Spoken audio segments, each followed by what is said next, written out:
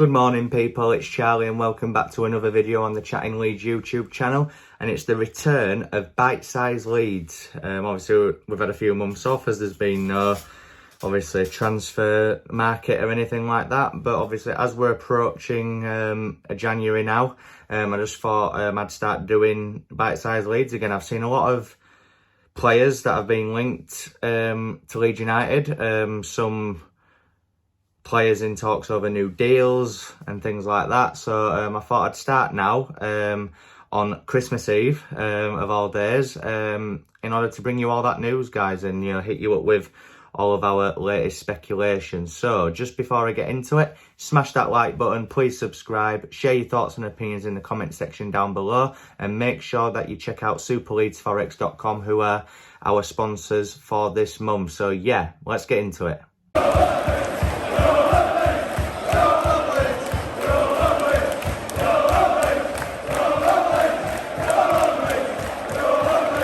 So then people, the first name that we've been linked with is one that we've spoke about quite a lot recently actually, and it's a player that I've seen a lot of different Leeds YouTubers and people on Twitter speaking about, and that's John Swift from Reading, centre attacking midfielder from Reading, as I said, in the Championship, and I've said it before and I'll say it again, he looks like a real top signing, and the perfect player to come in and adapt to the Bielsa way of playing.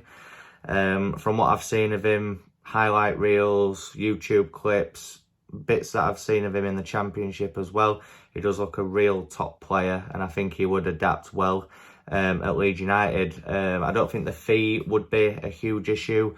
I think we could sign him for, I'm sure it was about £7 or £8 million, which in today's market is nothing. He's got 6 months left on his contract at Reading. They've tried offering him a new deal in order for him to stay, and he's turned it down. He's adamant he wants to leave Reading. I just think it makes perfect sense. Yes, there's the argument of where Leeds are in, position-wise, and that we could get dragged into a relegation fight, but I think it'd be the perfect move for him because it's guaranteed football for him, I think. And Leeds is a huge club, a huge upgrade from Reading, and I think it would just be the perfect fit. Apparently, Orta's either made contact or he's going to make contact with Reading about his signature. I think Wolves and Crystal Palace are interested as well, so he'll have to get some good negotiations under his belt in order to secure John Swift. But I think if this signing was to happen, the general consensus amongst Leeds fans is that they all want him. I want him. I think it'd be a great addition. And obviously, we just need strength in depth. The injury crisis at the moment is just a joke, and it'd be good to get some good quality players. I know Leeds need quantity, but it'd be good to get the quality alongside it as well. So yeah, that's the first one, guys. John Swift from Reading. Hit me up in the comments. What do you think of that one? And yeah, as I say, would be an unreal signing. Absolutely quality.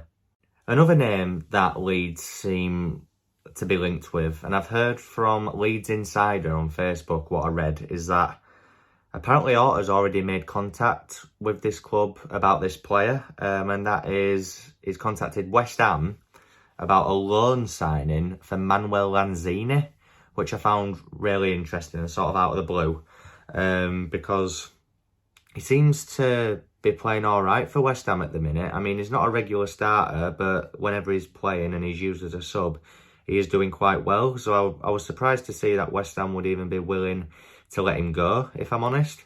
But I just thought I'd touch on that because I think Lanzini would be an amazing signing for Leeds.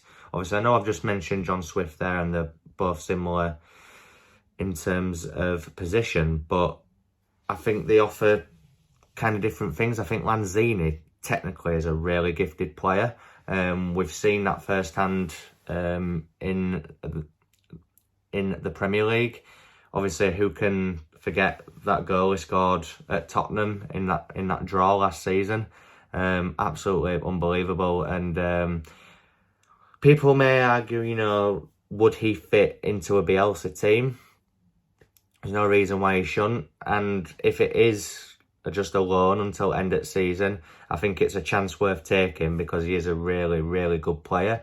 As I say, this one could be a load of nonsense, but I just thought I'd briefly touch on it and just see what you all think about Lanzini potentially joining Leeds. I, for one, think it'd be a good addition. But I'm just a bit sceptical as to whether it's true just based on his form for West Ham this season, because whenever he's featured for them, he has done really well. Up next then, guys, it's Tottenham Hotspur centre-back Joe Rodon. Apparently Leeds United are interested in his signature on a loan basis until the end of the season. Interesting one, this, because I don't feel like Leeds need another centre-back. Might sound hard to believe based on the injuries we've got and everything, but if you think about it, when we've got everyone fit, we've got Cooper, Strauch, Llorente, Koch, Cresswell, so that's 5. If we got Joe Rodon in as well, that could affect the development of Charlie Cresswell until end of season, and it's just an overhaul. It's just an overload of centre backs. I feel like if we are to invest, whether it's on a permanent or a loan basis, in defence, we'd be better off maybe getting either a right back or a left back, because Junior Firpo is our only out-and-out left-back, and so far it's not quite working out for him. And if he doesn't play, then you've got Dallas having to play out of position, square pegs round holes. So yeah, if we're going to strengthen at the back, I would look for a full-back rather than a centre-back. I'm not saying Joe Rodon would be a bad signing. It's just, he doesn't play much for Spurs. Whenever I've seen him, I mean, he's okay. I personally would say no to this one. I don't see the point in terms of the amount of centre-backs we've got.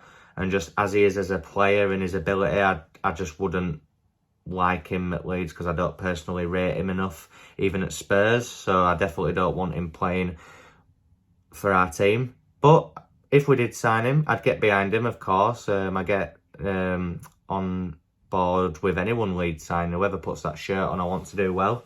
But if we could avoid signing Joe Rodon, then I think we should avoid that. And finally, guys, to end this first episode back of Bite-Size Leeds, I just wanted to touch upon the fact that apparently Leeds are in talks with Adam Forshaw over a new deal, about 2 or 3 year deal, which I was buzzing to see that. Again, might not be true, but I just thought I'd touch upon it because I saw it on a few different news outlets on Twitter and Facebook.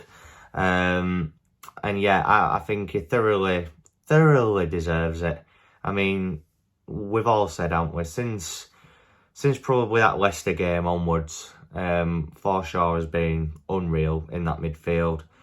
When Phillips has played alongside him, you can tell that Phillips feels a lot more stable in that midfield when Forshaw's there. Just does the basics right, even just a little, even the passes back, it's thought out, it's preempted, like he knows what he's going to do, he's aware, he's always looking about for the most sensible pass. And I, for one, am just so happy that he stuck with it. And the medical team at Leeds, Rob Price deserves huge credit for how he's got Forshaw back, because to have 2.5 years out and come back, yeah, I'm not saying that he could have lost his ability, but it might have took him a bit longer to get back in the swing of it. But since that Leicester game when he played, I think that was his first start in 2.5 years, it did not look out of place at all. And he actually feels like a new signing. Unbelievable from Forshaw of late. I think he's got the most sprinting stats, running stats in our team since he's been back. His passing's phenomenal. And like I say, it just feels good for Leeds United to actually have a midfield. Because I felt like before Forshaw came back, it was difficult for us this season in transition from defence into attack. If Phillips was maybe dragged out further than what he should have been, then the midfield was just wide open, which I know of late Leeds haven't been playing great and there's always been that gap in middle against Arsenal and Man City. But if you take those games out of it, the midfield's been pretty solid. And even when we've lost games, it hasn't been down to the midfield battle. And I think a lot of that comes down to Forshaw being in this side again.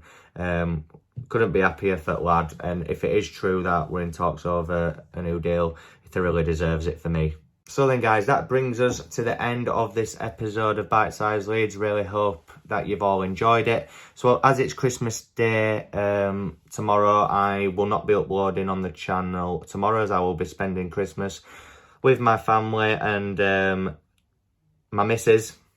So I hope all you Leeds fans that watch these videos have a lovely Christmas, and I will be back with Bite-Size Leeds on the morning of Boxing Day. So make sure that you tune into that. Hit the like button, please subscribe, and I'll see you in that Boxing Day upload, people. Thank you very much.